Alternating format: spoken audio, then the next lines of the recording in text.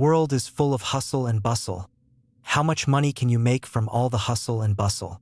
Will you be caught in the trap of heaven and earth and be entangled by the thread of chance? In the kingdom of Zhuzi, a curious tale prevailed. No matter how many kings came and went, the Zhu family of the royal weaving office never relocated. They wove a fabric known as celestial silk, gleaming as moonlight, light as clouds. Nobility and merchants alike clamored for it. The city's weavers seethed with jealousy, but none could replicate it. Over time, whispers spread that the Zhus owed their skill to a jade shuttle, bestowed by the red-clad immortal. One weaver was convinced that obtaining that shuttle would also secure his fortune. On a deep, dark night, he sneaked into the Zhus' workshop outside the city walls during the second watch. The Zhus were rich enough to have their workshop sprawled wide and vast. In the dead of night, not a soul was in sight. The weaver crept through the yards of draping silks when a pure white light fell upon the center of the drying racks. The moon dimmed, and darkness swallowed all but that single, shining pillar joining earth and sky. The weaver stumbled toward it and discovered the pillar of light was made of countless strands of silk. Two monstrous silkworms were spinning these strands into cocoons and hanging them on the drying racks. The cocoon's hooked feet grabbed the silk strands and passed a jade shuttle back and forth, weaving the exquisite fabric. Dazed, the weaver became fixated on the shuttle, convinced that owning it would endow him with the same power. But the cocoons impaled him with their sharp hooks in a blink of an eye. As he lay dying, he saw the worms crawling toward him. They carried him into the pillar of light and wrapped him a luminous cocoon.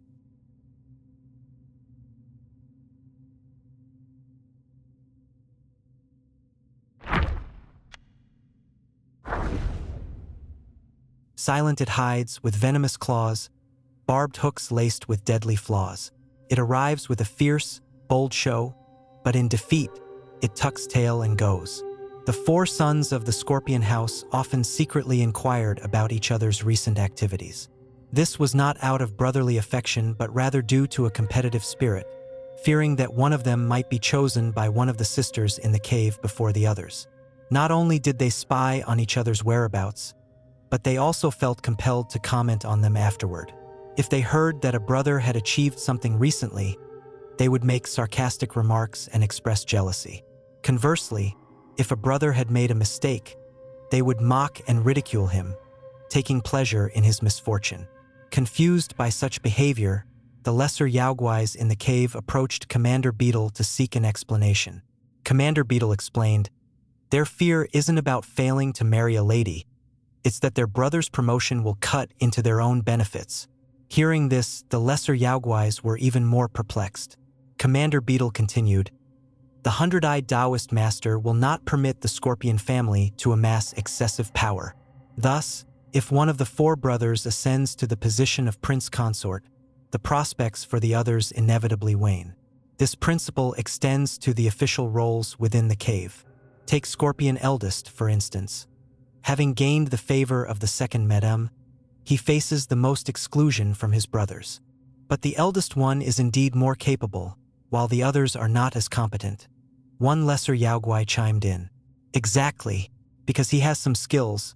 His brothers only talk behind his back and don't dare to confront him directly. Were it someone less skilled, it might not be the same."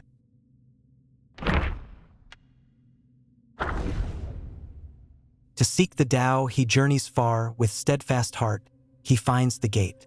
In the depths of sword skills, he glimpses roots of ascensions innate. Every 10 years, the Temple of Yellow Flowers opens its doors to recruit disciples. One day, a newly admitted young Taoist discovered that the disciples focused on innate practice were divided into 3 different groups based on their skills. One group used staffs, another used fly-whisks, and the third used swords. The young Taoist observed them closely and noticed that the disciples who used staffs and fly-whisks were also responsible for various chores around the temple and had less favorable living conditions. In contrast, the disciples who used swords only needed to focus on their training, and they were even privileged to receive daily guidance from the master. The young Taoist secretly consulted the senior disciples and found out that the sword disciples were also the quickest to achieve enlightenment and ascension. However, Becoming a disciple of the sword group was no easy task. It required passing a rigorous examination by the master, and only those deemed to have the highest potential were given the opportunity. The young Daoist visited each senior disciple, noting down the questions the master had asked them in the past, and made thorough preparations. Eventually, he succeeded in his endeavor, winning first place. The master personally tied his hair into a topknot and bestowed upon him a sword. From the moment he joined the sword group, he woke up early every day to train under the supervision of the commander beetle. In the afternoons, he strengthened his chi under the master's guidance. Though the life was monotonous and arduous, he was very content. After more than a decade of rigorous cultivation, the disciples of Sword Group finally earned the master's approval. The master informed them that their skills were now proficient enough for them to enter the mountains for secluded meditation. If they were fortunate enough, they could achieve their ascension.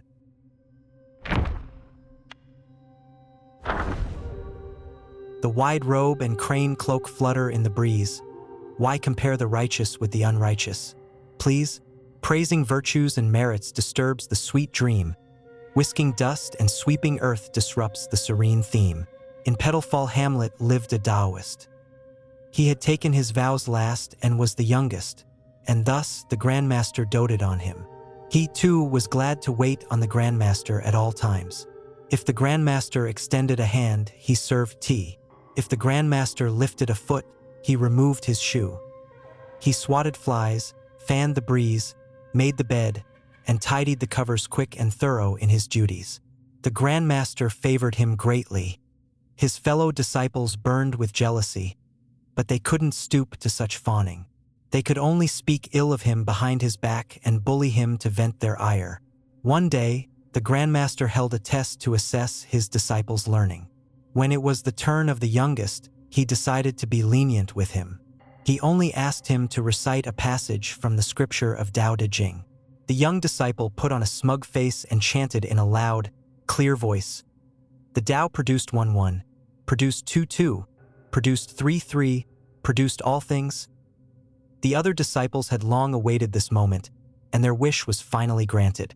They roared with laughter and even stole glances at the Grandmaster to see his reaction. The Grandmaster, furious, stormed off in a huff. The other disciples then warned the young one. You've committed a grave blunder and incited his anger today. Don't dream of learning any solid skills from him now. After that incident, the Grandmaster shunned the youngest disciple. But then he found he had no one to wait on him properly. Over time, he reminisced about the young disciple's attentiveness. Before long, the disciple was summoned to serve him again. But when he saw the disciple's disinterest in Taoist learning, his aversion returned. One day, the young disciple implored the Grandmaster to teach him some skills, and the Grandmaster took the fly swatting, fan-waving motions the boy did each day and made them into a set of moves. Who knows if it was meant as sarcasm? In the end, he taught the boy those moves and wind-wielding techniques, and that was all the boy could hope for.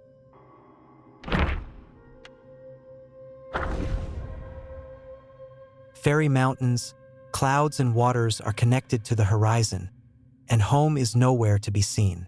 Holding a stick, I walk far into the dangerous nest and enjoy the white snow and yellow buds. Long ago, a mountain village sat on a ridge teeming with insects.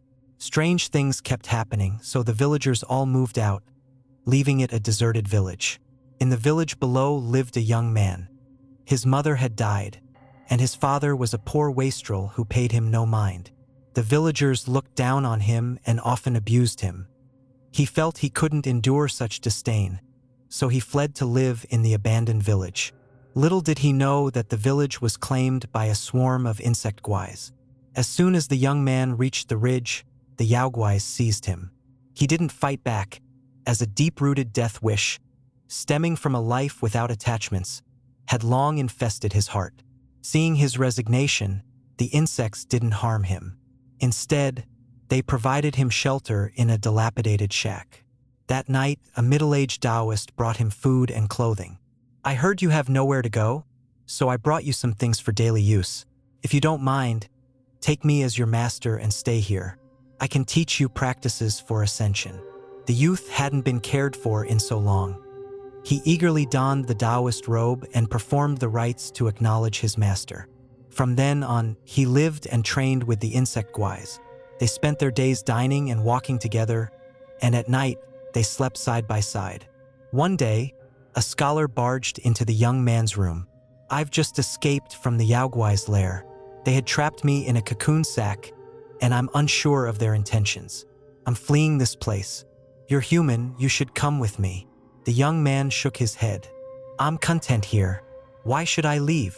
The scholar grew angry. "Because they're Yaoguais and you're human, even if they don't harm you. Staying with them long enough will turn you into a Yaoguai as well." "You're right," the young man said as he grabbed his staff and knocked the scholar to the ground. "But even if I turn into a Yaoguai, I'll do so gladly." The scholar deemed that the young man was past saving. Gritting his teeth against the pain, he crawled out the door and fled alone.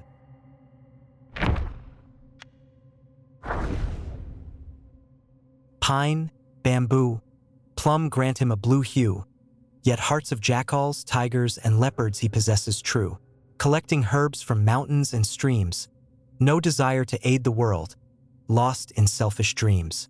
In the old days, there was a Daoist temple at the foot of Purple Cloud Mountain. An ascetic Daoist nun, worn from her long travels, sought shelter there one night. The temple nuns, moved by her devotion, offered her hot water and fresh clothes. As she bathed, the nun heard a sound from the rafters. Without showing any sign of alarm, she put on her robe and nonchalantly picked up her fly whisk. With a gentle flick, the whisk stretched and coiled with her motion, snaking up to the rafters and seizing a Yaoguai. Alerted by the commotion, the temple nuns rushed into the room to investigate.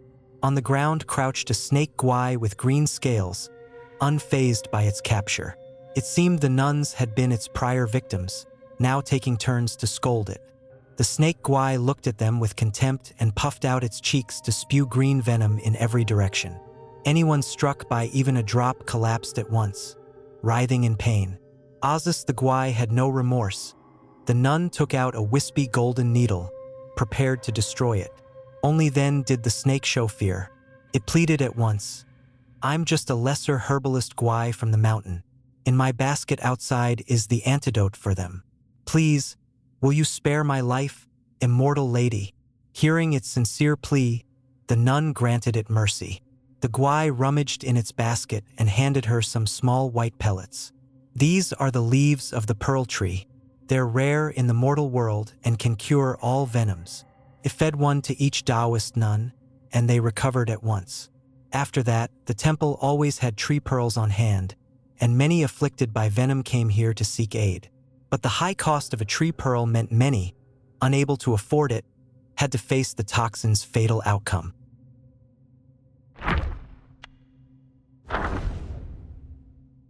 A head so large, a tail so thin, 7 feet long, a patterned form, electric eyes, fierce and strong. With tiger stripes, it boasts with pride, yet beneath its head, a strange guise hides. In the mountains, there was a tiger with a strong desire for the Tao. He traveled across high mountains and great rivers, seeking a Taoist temple to practice. However, his Taoist affinity was thin, and he couldn't find a master willing to accept him until he reached the webbed hollow, hoping to become a disciple under an accomplished immortal. At first, the immortal master disdained him for being a mere tiger, unlike his other disciples, and refused to see him. The tiger knelt outside the mountain gate for several days without rising. The immortal master, sensing his sincerity, gave him a chance and accepted him as an outer disciple. Unexpectedly, the tiger had no steadfastness. After the initial fervor, he didn't put in the effort. The immortal master advised him, "One's practice relies on oneself, not the master." But the tiger couldn't grasp this and was punished to guard the mountain at Forest of Ferocity. Feeling resentful, the tiger became even lazier, spending his days lying idly under a tree and cursing his master to pass the time. One day, while half asleep under the tree, complaining about his master, he suddenly heard a soft sigh and felt something slip into his mouth. Startled, he sat up, but there was no one around. He retched for a long time but couldn't expel anything, thinking it was just a dream. After some time, the tiger's neck became long and thin, and he could no longer speak. He diligently patrolled Hollow Forest every day. People whispered among themselves. He started his Daoist practice with enthusiasm but ended poorly. The master must have punished him, which is why he looks like this now. From now on, we'd best be careful.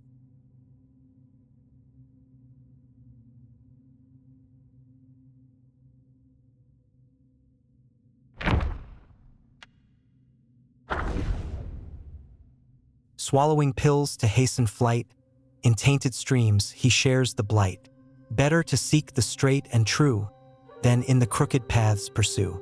The disciples who practiced swordsmanship in the temple had been training under their master for a long time. Since joining the group, they had all harbored the wish to attain ascension, diligently practicing their skills with great perseverance.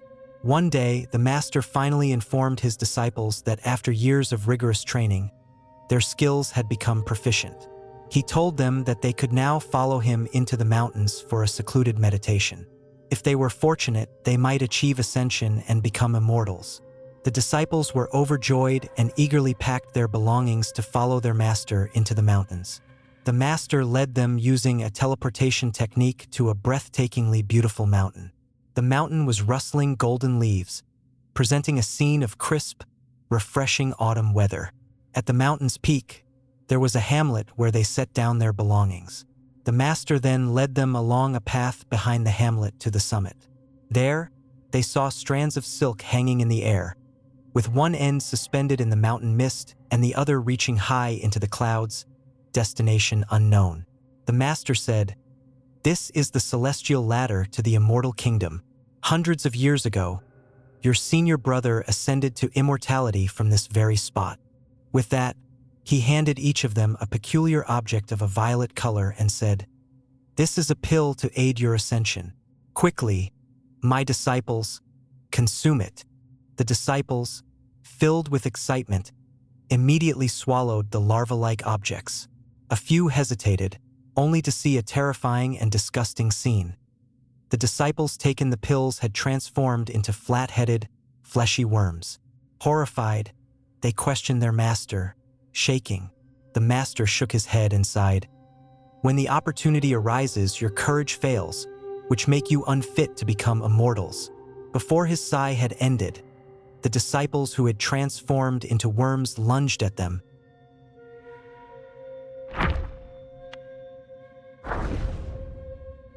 Amidst the lush leaves' embrace, free from the dust of life's race, branches side by side they stand, their pursuit as firm as land.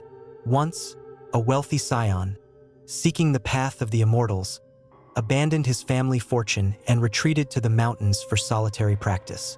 Accustomed to being served, he struggled alone and often faltered in basic chores. One day, while washing clothes, his basin drifted away. He sat by the river and wailed aloud. Suddenly, from the rustling trees, a young and beautiful woman glided down to him.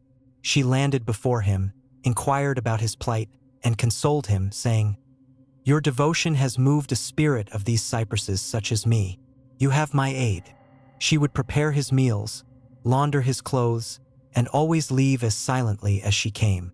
Yet the boy's heart harbored other thoughts. He said to her, "Since you care for me so, why not join me in practice as Daoist partners and harmonizing with Yang?" Enraged by his audacity, the woman sharply rebuked him. "Our practices take on different paths, and mine has been kept for a millennium. Why would I risk this practice because of you?" She left swiftly, but after many tearful pleas by the river, the boy was forgiven. However, within half a year, he broached her with the proposal again, persisting in his deluded fantasy. The woman, after pondering, said, "How can you speak of the practice of yin and yang with me before you see my true form? Follow me, and you shall see." She led him deep into the woods and revealed a massive, gnarled cypress tree. She glided onto its canopy and disappeared. The cypress let out a mighty roar and rose from the ground. With a flick of power, it summoned the surrounding shrubs. Together, they encircled the boy, intending to teach him a lesson. Overcome with fear, he fled back to his home and abandoned his pursuit of Tao.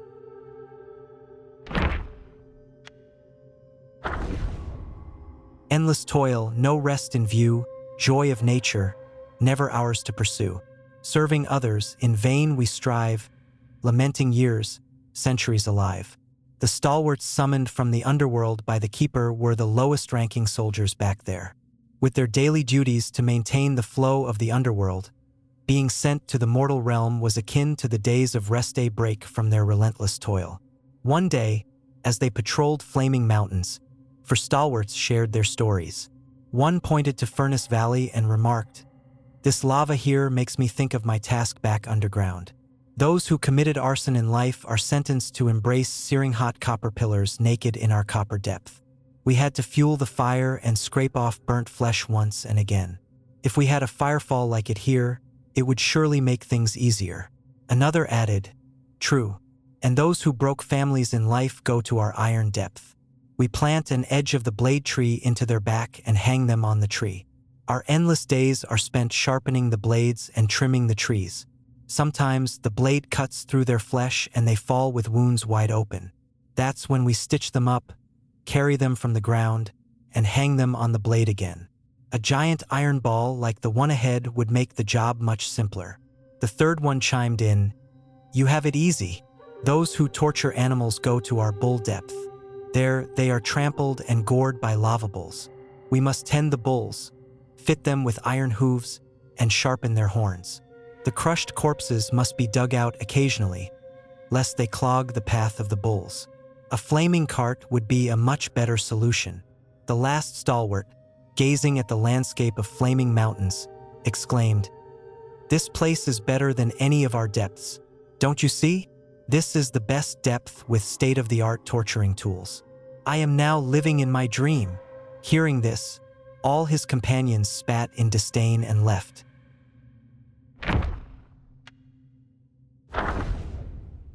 He who brings tales of fault and blame is often caught in the very same game. Trust not the one who seems most fair, and in their goodness, be aware. In the southern camp of the kingdom of Yuetua, near the western side of the flaming mountains, a cook in the army was tasked with delivering food to the soldiers each and every day. During his routine, he often noticed a shadowy figure trailing him. When his courage led him to confront it, he discovered it was a pottery figurine, armed with an arrowless bow, a truly peculiar sight. It is known that only the guilty are haunted. The cook, assured of his clear conscience, demanded, "Why do you always follow me?" The figurine, faceless yet speaking from within, replied, "In a past life, we were from the same town and served together in the army. I was wounded by an enemy arrow and you abandoned me. I was left to succumb to infection and die. My resentment prevented me from reincarnation, and Yama, the king of the underworld, made me a revenant. I have come now for your life." Puzzled, the cook asked, "Then why not kill me?" The figurine raised its bow, replying, "This bow shoots only arrows of punishment. You've been reasonably upright in this life, so I find no arrow to strike you. My only choice now is to linger aimlessly." The cook asked if there was anything he could do to stop its wandering, but the figurine spat back, "It was your fault. You should atone, not help me. Your debt will clear once you've recited Buddha's name for me 10,000 times and kneeled to each. Then I may find peace." Enraged by such entitlement, the cook argued, "Your fall in enemy hands wasn't my arrow. Your failure to evade wasn't my push. Leaving you was a choice, not a crime. Why blame me?" With that, he smashed the pottery figurine with his meal lid. The figurine shattered and turned to dust in the wind. Alas, even ghosts dread violence. Reflecting on one's actions is essential, and kindness is a virtue. But beware of being exploited for your good heart, lest the accused becomes the accuser.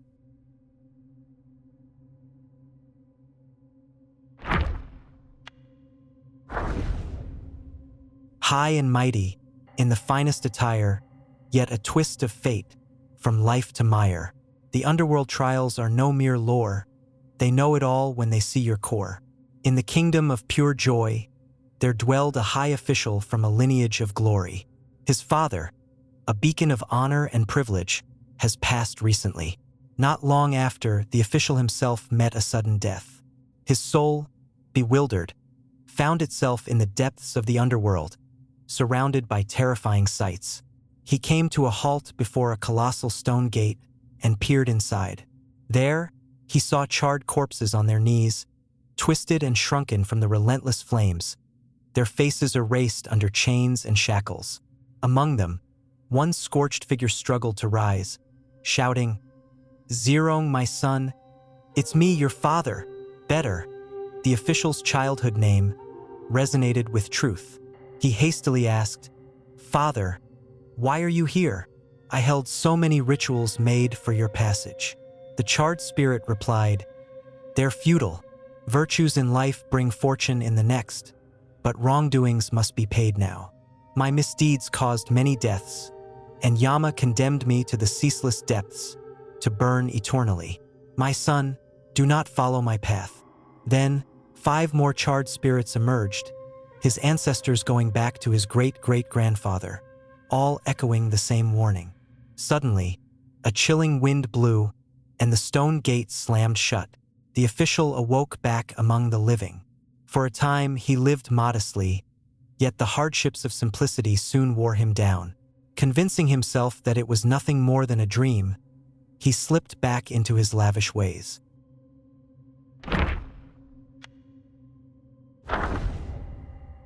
Seek not with greed what life can give.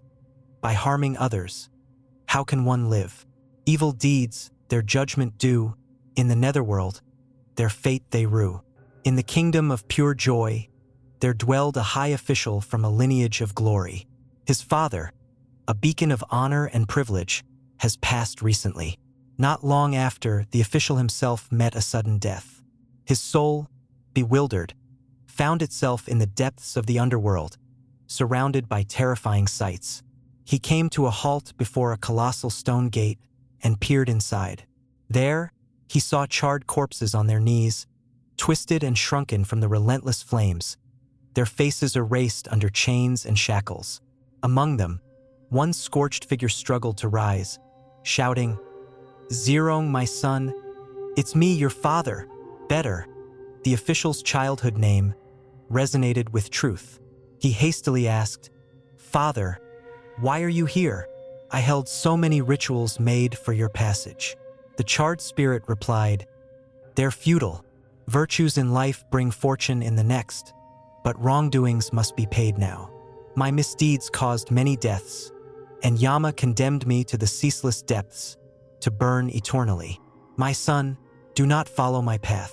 Then, 5 more charred spirits emerged, his ancestors going back to his great-great-grandfather, all echoing the same warning. Suddenly, a chilling wind blew, and the stone gate slammed shut. The official awoke back among the living. For a time, he lived modestly, yet the hardships of simplicity soon wore him down. Convincing himself that it was nothing more than a dream, he slipped back into his lavish ways.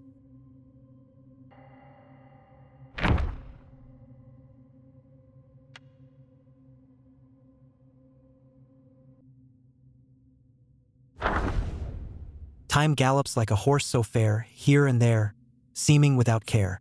Past flows like water in its course, dreams buried deep, without remorse. The gates of the city of injustice are guarded by the Charfaces. Unlike soul reapers, they wield blades of karmic flames, burning lost souls to ash hence their perpetually smoked visages. One day, 2 Charfaces at the gate caught a soul trying to sneak out. As one raised his flaming blade to strike, the desperate soul pleaded, "Spare me, kind sirs. Should I revive, I'll burn 10 houses of paper ingots in your honor." The other Charface restrained his companion and proposed, "Let's have a wager then. If you win, you go free. But if you lose, blame your own luck." The soul asked, "What would be the wager?" And he answered, "If half the souls entering the city today wish to return to life like you win." With that, he handed over paper and ink and tasked the soul with recording the names and earthly obsessions of those newly deceased. As the gate closed for the day, the soul hurried to the Charfaces and declared, I've won indeed. The Charfaces presented the list to the Gatemaster, who found that it matched perfectly in both numbers and names and even included details the deceased themselves hadn't revealed. Satisfied, the Gatemaster held the soul in high regard, generously rewarded him, and said, "I know you seek to leave the city, but the gates are shut for today. Perhaps you should come again tomorrow." Months passed with the soul returning daily, and each day a similar bet was made. Over time, the soul ceased longing for a return to life and took up a role as a scribe under the Gatemaster. Alas, it makes one wonder. Should we look ahead and accept whatever future awaits us, or stay committed to steadfast goals? Perhaps there's no right answer. What matters is the willingness to make your choice.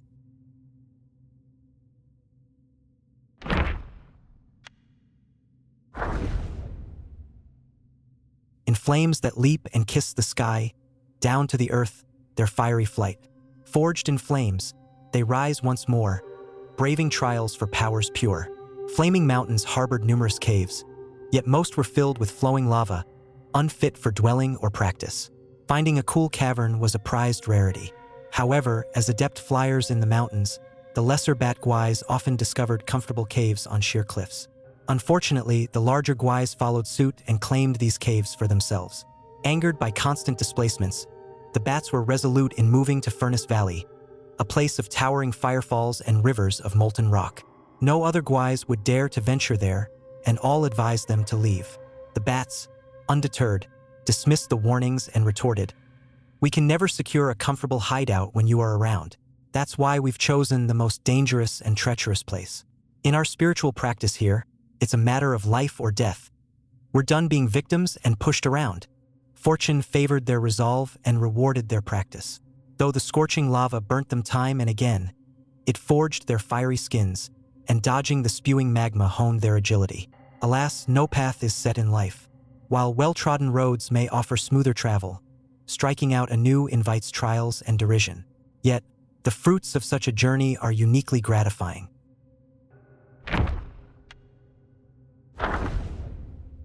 Neath fiery peaks in robes so fine, guarding jade doors with gold's radiant shine, tangled in those worldly gains, all splendor fades, like dust, it wanes.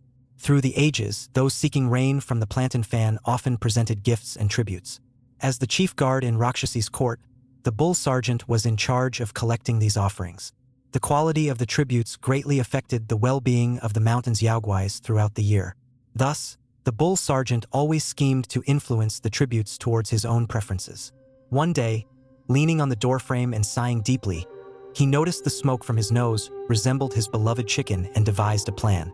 He told all the tribute bearers that the shape of the smoke rising from flaming mountains at dusk indicated what the plantain fan desired as offerings. Believing this to be a divine sign, the people, despite their hardships, started contributing exactly as the smoke suggested. The bull sergeant received many of his desired items and reveled in a contented life. However, over time, this led to growing discontent among the villagers toward Rakshasi and her reigns. One day, Lady Rakshasi had to leave for a lecture by Lord Lao in the Celestial Court and was unable to bring rain for the people. In panic, the bull sergeant confessed his wrongdoings and begged for her forgiveness. It turned out she never required any tributes. She naturally provided rain for the villagers through the seasons for planting and growing. The whole tribute scheme was a fabrication. Lady Rakshasi didn't punish the bull sergeant but ordered him to return the goods and tell the truth to the villagers. But they refused to take back their offerings. Instead, they urged the sergeant to convince the plantain fan for more rain. Caught between the villagers and the lady, the sergeant ended up berated by both sides, the bull scorned by all.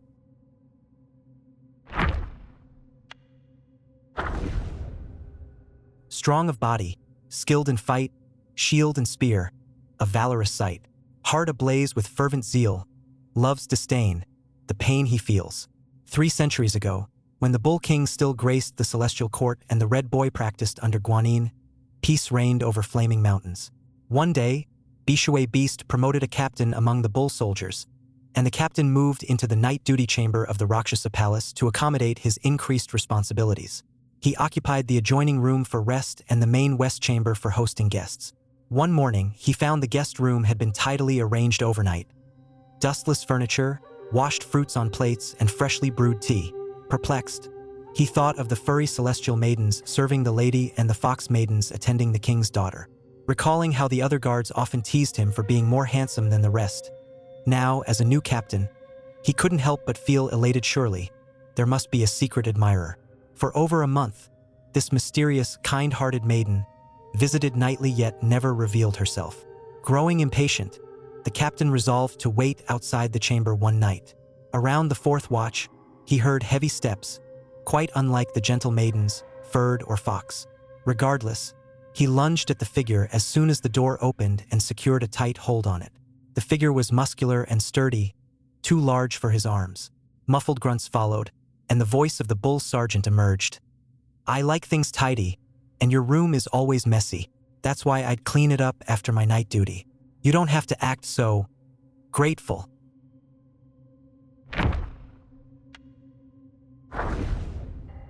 In remote corners, evil shows its face, yet the good seeks the divine's embrace. Evil's end is found in fire's relentless glow, while the good is shielded, be it high or low. In a village beneath flaming mountains, the impoverished residents subsisted solely on rice cakes and wore nothing but coarse linen clothes.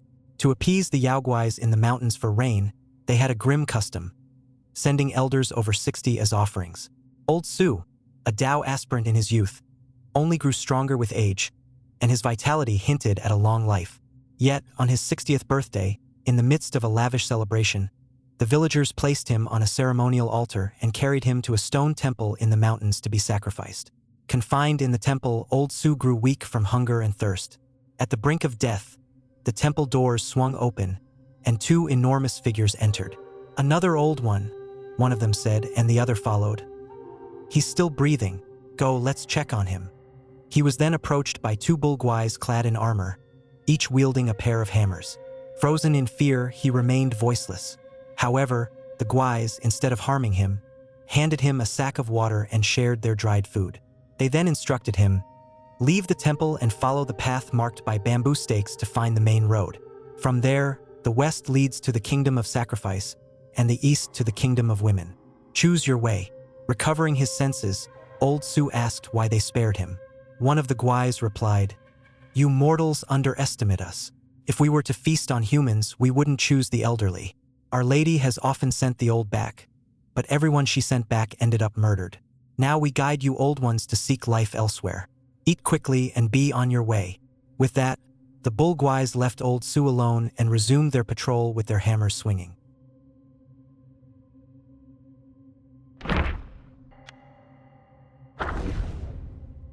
Eternal life, a simple dream, true ascent, a distant gleam. The world seeks shortcuts, lost in their quest. With countless sacrifices, they never rest. Outside the walls of the kingdom of sacrifice, atop the mountains, stood the Searing-Fire temple. Renowned for its ability to reform wayward youths from fallen households, the temple was spoken highly of for guiding lost souls toward righteous paths. This tale, as told by a landowner, is about one such disciple, Zhao San. Zhao San was a vagabond. He beguiled guests of brothels into lavish spending, and one of his patrons turned out to be landowner Wang's son.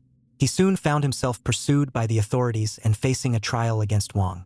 A Daoist from the Searing-Fire temple happened upon him and offered sanctuary. From that point forward, Zhao San immersed himself in the pursuit of wisdom, practiced diligently, and dutifully undertook tasks assigned by his master. One day, when he descended the mountain on an errand, he came across Minyoung, a concubine being mistreated by the wife of a household during their journey to the temple. Without hesitation, Zhao San intervened, rescued Minyoung, and brought her to the temple to shield her from the cruelty of that family. With nowhere else to turn, Minyoung was welcomed into the temple by the master and became a disciple. Filled with gratitude for Zhao San saving her life, she tended to the temple's chores. Over time, she repeatedly sought to become Zhao San's spiritual partner, yet her advances were always rebuffed. Years later, having made significant spiritual progress, Zhao San underwent an ascension ceremony organized by his master, with Minyoung invited as a witness. They were taken to a mountain peak with a river of fire flowing down. Zhao San received a talisman from his master and courageously leaped into the fire. Filled with a longing to practice alongside him, Minyoung followed suit amidst cheers and blessings. As the smoke rose, They were reborn from the blazing flames as the eternal guardians of the river of lava. Thus, in the fiery embrace, they found immortality and everlasting life, forever part of the river's endless flow.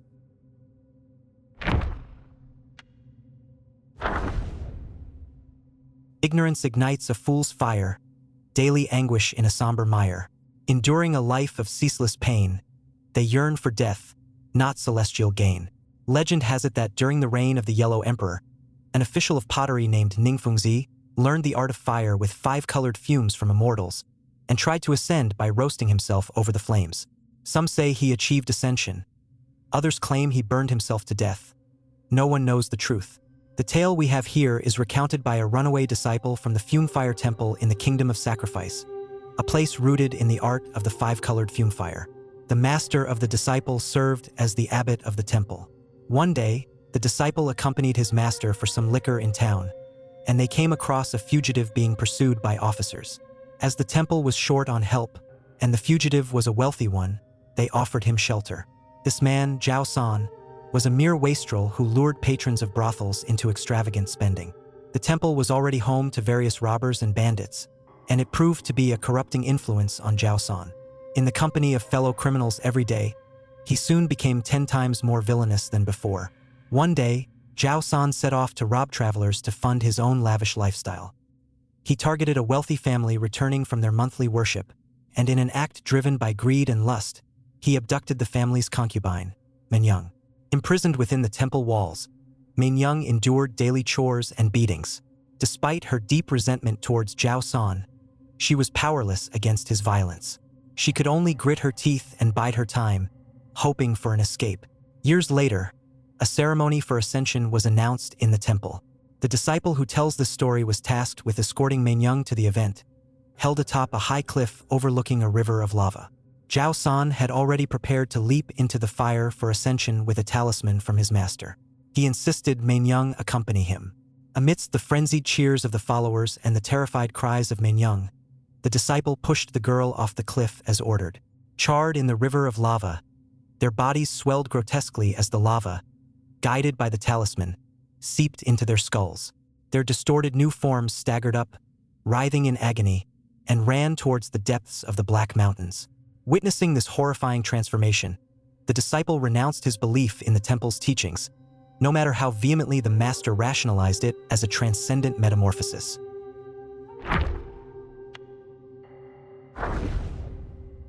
Amidst joy, a gentle spirit gleams. In anger, darkness sows its schemes. Beneath the earth, a silent foe, flames within, slyly aglow. Ancient texts speak of flame or bearing a resemblance to cinnabar or but being non-toxic and more potent for pill refinement. Its sought-after properties for enhancing both yin and yang energies attracted many pill crafters. Yet, this rare substance of the mountain spirits remains elusive and priceless. Then there was Cheng Ming, a man obsessed with oddities, scorned by his family for his poverty. Learning that flame ores were formed within flamlings, he set out to profit from it. Selling all he had, he plunged into the mountains, fixated on capturing a flamling. Days turned to weeks with no news, save that his makeshift shelter mysteriously burned down.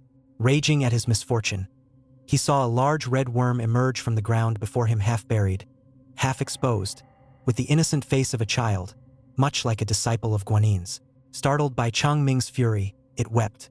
Cheng Ming shouted to scare and silence it, but it only angered the flamling, who swiftly burrowed away. It was only then that Cheng Ming realized it was a flamling. He leaped about, hoping to lure it out again. Finally, the Guai, annoyed perhaps, burrowed out and struck him with a fireball.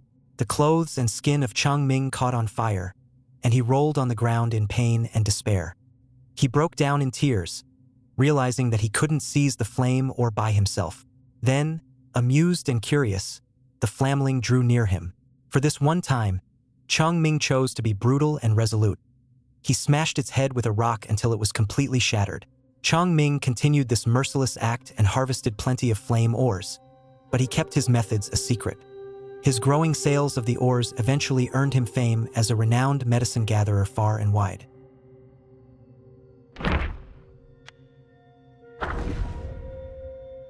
Within the gloom, the monkeys roam, far away from their lauded home. ensnared in traps, as troubles brew. In revenge's journey, what's cause? What's due? Centuries ago, the troops of the court raised Mount Huagua once more. Upon hearing of the great sage's death, many monkeys left their home in sorrow and began searching for new sanctuaries for their practice. Given the great sage's past association with the Bull King, many sought his protection at Flaming Mountains. The Bull King hated monkeys as the great sage had betrayed him, yet he offered shelter to these distressed refugees.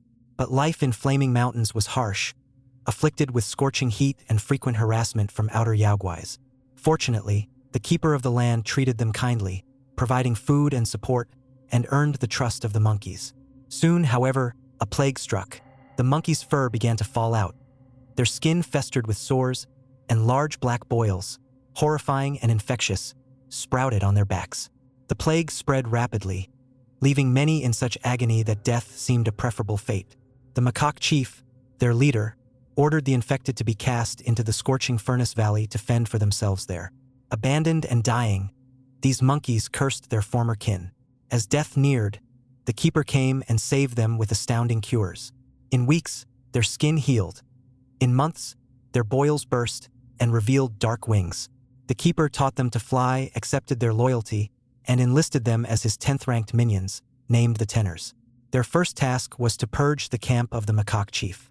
Ruthlessly, they slaughtered their kin, sparing only the cunning macaque chief, who managed to escape to an unknown fate.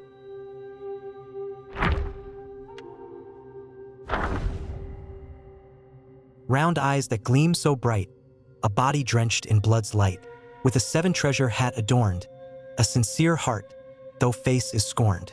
The earth Rakshasas were descendants of the sea Rakshasas, born during their exile. Due to the different will of their new home, they did not grow to the enormous size of their ancestors. Despite this, their loyalty to Princess Rakshasi remained as steadfast as that of their forebears. They strictly adhered to the precepts set by Rakshasi, diligently practicing their arts and shedding many of their old vices. There were many folk tales about Rakshasas being fond of eating human flesh, which was why villages near Flaming Mountains often sent their elderly to the stone temple as offerings. In truth, the Rakshasas of Flaming Mountains did not eat humans. On the contrary, because their immense strength could easily harm mortals, Rakshasi gave them specially crafted heavy shields and instructed them to focus more on defense than attack. However, if pushed to their limits, they would still unleash their fire-breathing abilities.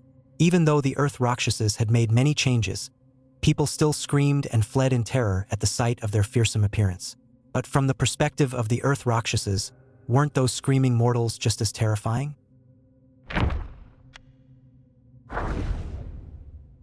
My land is harsh and my look stern, yet at their scorn, I never turn. True valor looks not on the skin, I should have known who is my kin. Lore tells of the great kingdom of Rakshasa beyond the western seas, where the sea Rakshasas call home. Renowned for their peculiar features, they differ starkly from those on land. One year, sea Yaoguais were reported troubling a temple by the sea. The princess of the kingdom was tasked with the expulsion of Yaoguais. A devout practitioner of Buddhism with formidable powers, she dismissed her entourage and resolved to confront the Yaoguais alone. As she recited scriptures loudly in the temple that night, she saw several towering figures kneel at the door, grotesque in form. Lumpy heads, twisted mouths, 3-holed noses, and eyes upon their foreheads. Startled by their hideousness, the princess fell to the ground in fright. The figures, too, pointed at her face, screaming in terror, and hastily fled. Intrigued by their unexpected reaction, she called out to them. The fear that drove them to run was quenched only after the princess resumed her chanting. They cautiously returned and conversed with her, after which she learned that they were sea Rakshasas seeking spiritual practice. The princess welcomed them in. To avoid alarming the people, she fashioned golden, gem-studded masks for them. Soon, the Rakshasa king granted them massive shields and appointed them as the royal guards of the princess. Hundreds of years later, after the kingdom of Rakshasa fell, the sea Rakshasas escorted the princess eastward to Flaming Mountains. Faced with hardships, they learned to consume fire to better protect their princess, which turned their blue skin crimson. Now, they reside in the river of lava, mastering the tides of flame in the mountains. The princess, long past her prime, finds solace in the unwavering loyalty of her guards, who value her heart over her faded beauty.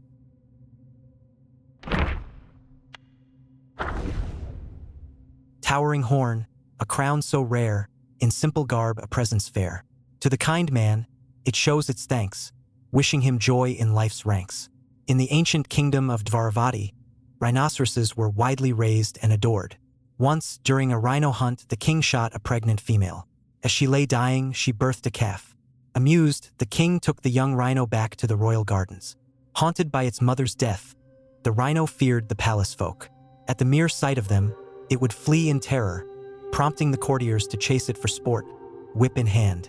It wasn't until its horn grew sharp enough that the rhino found its chance to avenge its mother.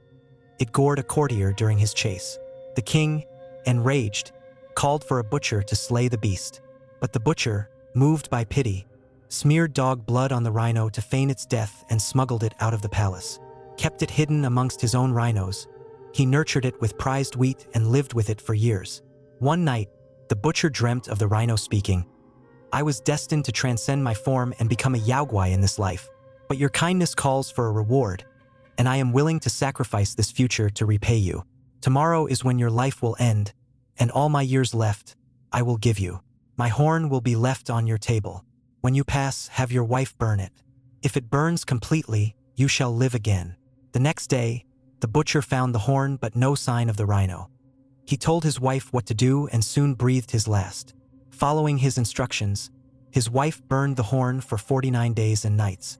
Astonishingly, the butcher was resurrected, yet he was different. He had grown a long rhino horn, and his skin had turned blue. Years later, still youthful after his wife passed, he became a disciple of Princess Rakshasa and was revered as the Rhino Master.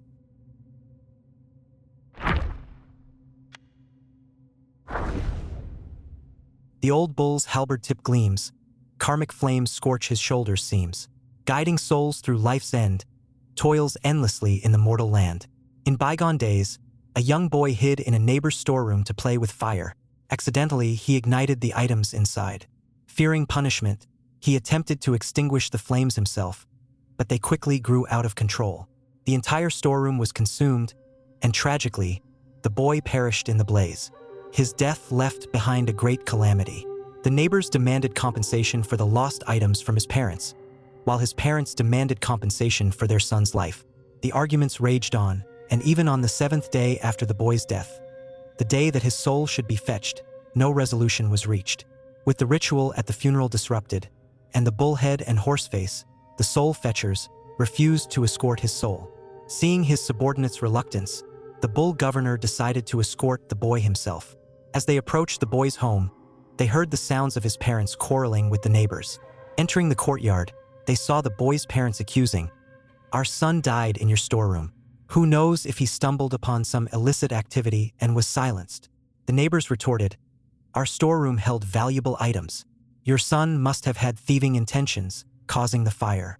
You must compensate us." Their heated dispute eventually ended up violence. The bull governor asked the boy, "Did you ever foresee this outcome?"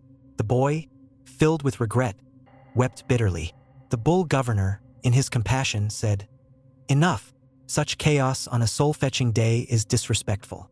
With that, flames erupted from his shoulder, and he struck an old tree in the courtyard with his halberd, setting it ablaze. The tree was charred black, and only then did the quarreling crowd remember it was the soul-fetching day. In a panic, they all fled the courtyard.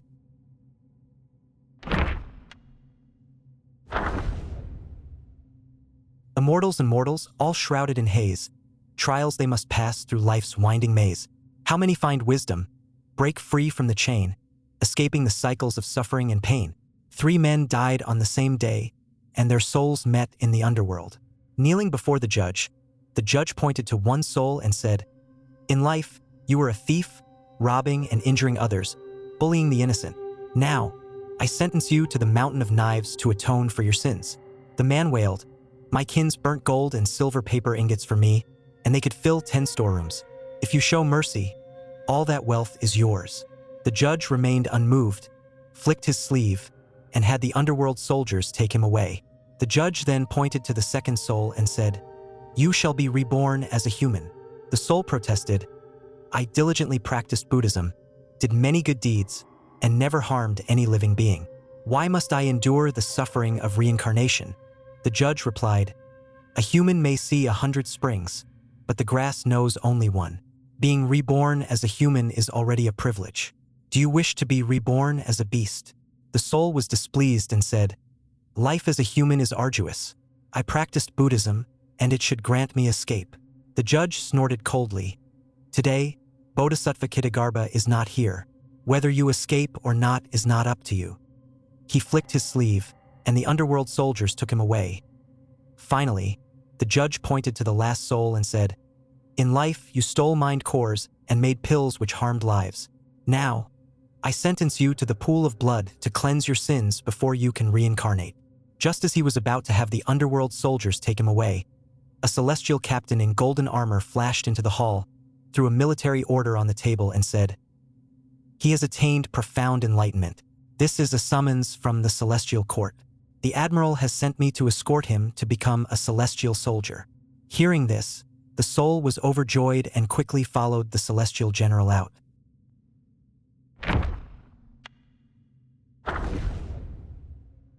Bright helm with shining armor paired, golden spear with carvings flared. With the universe's mystic power grand, all is cleansed in the sacred land. The story continues with the soul that escaped the underworld, now ascending to the upper realm, filled with excitement. He followed the celestial captain through alleys and corridors, eventually arriving at the armory. The captain said, "These are the Chubai armors, unmatched in the mortal world." He then selected a set and handed it to the soul. They proceeded to the side hall, but instead of entering the main hall, they went to a side chamber where a minor official handed them a contract, instructing the soul to sign and seal it. The minor official indifferently warned, "By signing this contract, you agree to serve in the celestial court forever, with no chance of reincarnation." The soul, glancing around at the grandeur of the palace and the elegance of the celestial beings, signed and sealed the contract immediately. The celestial captain then led the soul to the Tushita Palace. Again, they did not enter the main hall but turned through a corridor to a massive tower at the back. Thick black smoke billowed from the top, and many soldiers were waiting outside, holding armor, ready to enter. As the soul stepped inside, he felt the scorching heat. Numerous furnaces blazed with fierce flames, and a giant cauldron hung above, melting copper and iron. A Daoist boy with a fan approached, smiling, "Celestial soldier, heed my plea. Your flesh is gone, your soul must be. Bound to armor, fierce and bold. In battles fought, be brave yet hold. For if you falter, heed this call, your very soul shall perish, fall." With that, the boy pushed the soul into a mold, arranging the armor pieces. Still bewildered, the soul saw the giant cauldron tilt above him, pouring boiling molten metal. His piercing screams echoed through the tower.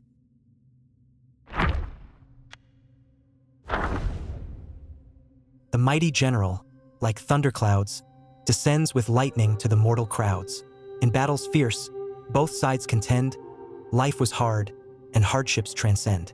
The newly forged soul, having barely accustomed to his armors yet, heard that the Jade Emperor, in his fury, had dispatched 100,000 celestial soldiers to descend and subdue Yaoguais.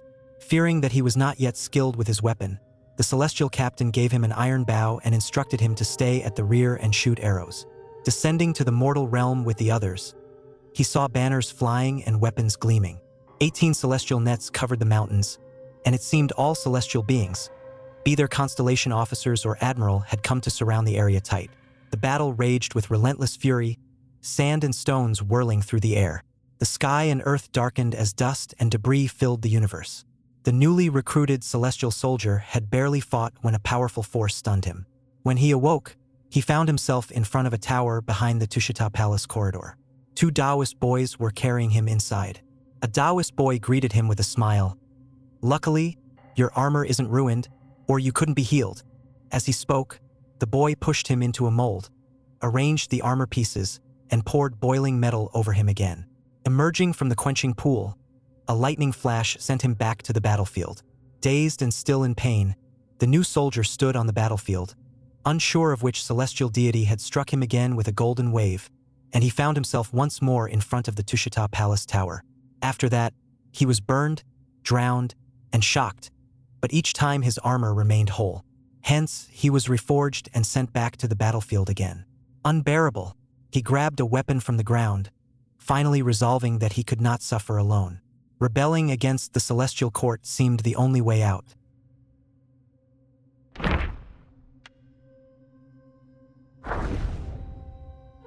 Immortal rights bestow eternal life, a body forged in steel, free from strife.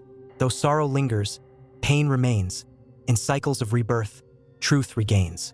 Continuing from the previous story, the soul had been a celestial soldier for 1,000 years and had risen through the ranks to become a captain of the court. Despite his promotion, he felt lost and uncertain. In life, he had not attained enlightenment, and as a celestial soldier, the highest rank he could achieve was that of a captain. Many former celestial captains, in an attempt to change their fate, had fled to the mortal realm, only to be hunted down and killed, their souls dissipating with no chance of reincarnation. This time, upon hearing of upheaval at Mount Huagua, the celestial court dispatched celestial soldiers to the mortal realm. Missing one head count, the celestial captain received orders to select a soul from the underworld. He approached the judge and saw 3 kneeling souls. He chose the one who had practiced Taoism and brought him out of the underworld. The soul, seeing the celestial captain's gleaming armor, the cold edge of his blade, and the intricately carved shield of solid iron, was excited. The celestial captain paused and asked something he wasn't supposed to. "If you come with me today, you will have no chance of reincarnation. As a deity, the highest rank you can achieve is my position. Are you still willing to go?" The soul replied, Yes, I am willing. I don't know if there will be any other opportunities in reincarnation. I might go through countless cycles of rebirth only to suffer even more." Knowing that the soul would not change his mind, the celestial captain had to take him to the upper realm.